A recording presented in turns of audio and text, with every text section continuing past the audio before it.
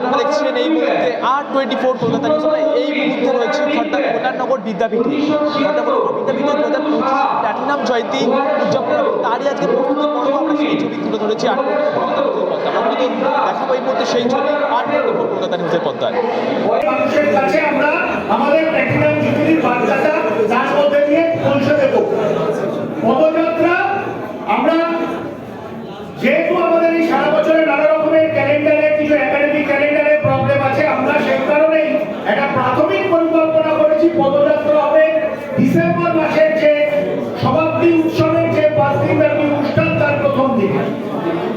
আমি সুমিতা আমাদের বিদ্যালয়ের প্রাক্তন ছাত্র এবং প্রাক্তন শিক্ষক, আমি তাকে বলবো সংক্ষেপে কয়েক কথা বলার জন্য, এবং তারপর আমাদের আনুষ্ঠানিকভাবে সভাপতি শেষ ঘোষণা করবেন।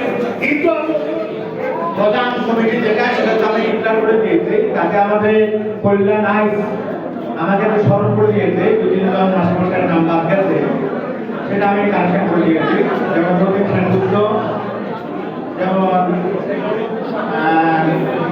রবীন্দ্র সেনগুপ্ত আর চন্দ্র, এটার নাম ইনক্লুড করা হয়েছে। আমি ওটা দেখিনি বলেই লিখি না, এটা কারেকশন করে দিয়েছি। প্লাটিনাম জয়ন্তী 2025 কল্যাণনগর বিদ্যাপীঠে এটা সম্পূর্ণরূপে সাকসেস হোক এবং আমরা সকলের কাছে আর্থিক সহায়তা চাইছি অভিভাবকদের কাছ থেকেও এবং আমাদের প্রাক্তন ছাত্রদের কাছ থেকে, যারা বিদেশে থাকে তাদের কাছ থেকেও আমরা চাইছি যাতে আমরা স্কুলের যে অবস্থা, স্কুল ফান্ডে যেন আমরা কিছু তাদের কাছ থেকে নিতে পারি।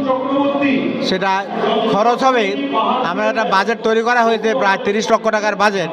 তাতে যদি আমরা 10 লক্ষ টাকা যদি আমরা স্কুল ফান্ডে রাখতে পারি তাহলে কিন্তু আমাদের স্কুলে কিছু কাজ করা হয়।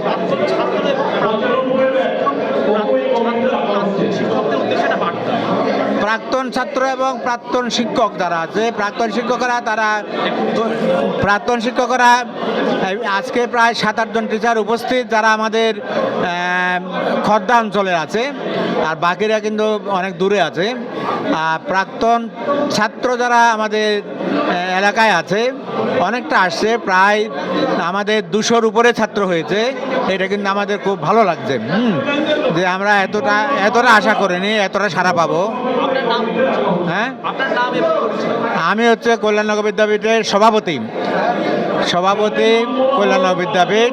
আজকে 10 বছর ধরে আমাকে সরকার আমাকে মনোনয়ন করেছে। বহুদিন পরে ওদের দেখা গেছে, তো সেই জন্য অনেক দিন পর ওদের সঙ্গে পরস্পরের মিল হয়েছে।